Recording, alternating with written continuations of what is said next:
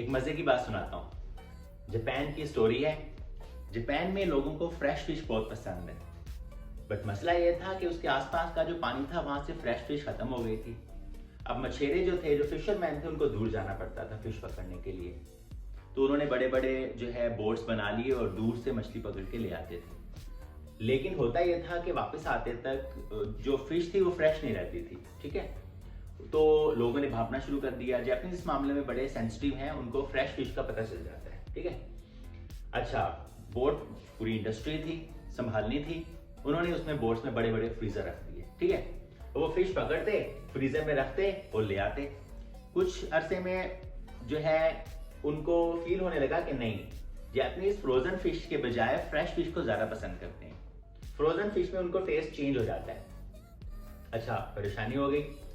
तो बहुत सोच विचार करके उन्होंने क्या किया, उन्होंने उन बोट्स में टैंक लगा दिए, पानी के टैंक लगा दिए। अब वो फिश पकड़ते, फिश पकड़ के ताजा फिश पानी में डालते और ले आते और ताजा फिश जो है मिल जाती जापानीज को।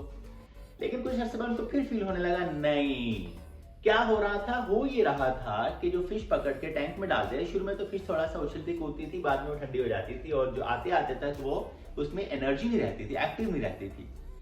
जापानीज बहुत सेंसिटिव है, तो वो उस टेस्ट को पहचान लेते थे, नहीं यार ये बिल्कुल फ्रेश फिश का मजा है, और ये जो एक्टिव नहीं थी ना, जो इतना 2 दिन का सफर तय करके आई है और बिल्कुल ठंडा मिजाज हो गया है और उसमें एक्टिविटी नहीं रही है, उसमें वो मजा नहीं आ रहा। ठीक है, इंडस्ट्री को बड़ी परेशानी हुई कि यार लोग जो है वो फ्रेश फिश पसंद कर रहे हैं और इस फिश के पैसे कम दे रहे हैं, जो वहां से आ रही है जो सुस्त है, तो जाहिर प्राइस में फर्क आ रहा था।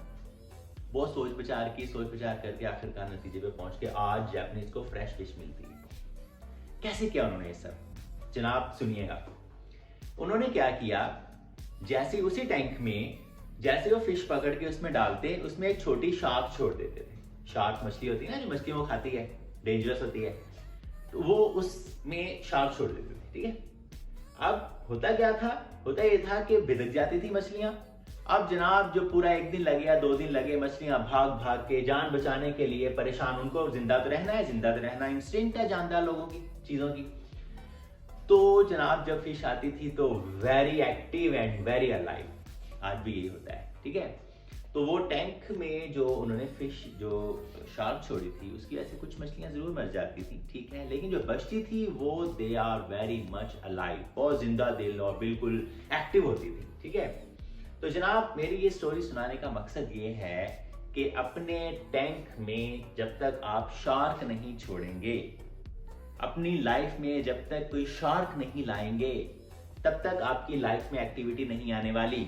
आप ठंडे हो जाएंगे, आपकी जिंदगी ठंडी रहेगी, आप कंफर्ट जोन में हो गए हैं। अगर शार्क नहीं ना आपकी जिंदगी में, तो आप हैं कंफर्ट जोन में।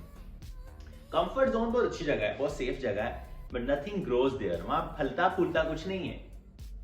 आप स्टैग्नेंट हो जाते हैं, रुक जाते हैं, जिंदगी बस ऐसे लगता है जैसे बस ठीक है, चल रही है जिंदगी, आपको गुजार रही होती है, आप तो जिंदगी को नहीं गुजार रहे होते, ना ही जी रहे होते हैं। तो मेरे कहने का मकसद ये है, अपनी जिंदगी में खुद शार्क ले आए, इसके पहले कि कोई और शार्क छोड़े दुनिया आपकी जिंदगी में। फिर आपको परेशानी हो जाएगी, यार ये मुश्किल आ गई, ये परेशानी आ गई, ये प्रॉब्लम हो गया। तो इसलिए जब आपकी जिंदगी में शार्क आएगी, आपकी अपनी लाई हुई हो या किसी और की लाई हुई हो, आपको एक्टिव कर जाएगी, आपको कंफर्ट जोन से बाहर निकाल देगी। याद रखें, कंफर्ट जोन से निकलेंगे तो ही कहीं बढ़ेंगे, तो ही कहीं पहुंचेंगे।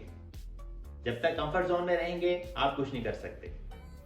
तो इसलिए अपनी जिंदगी में एक शार्क पैदा करें और वो शार्क आपको कहां से कहां ले जाएगी।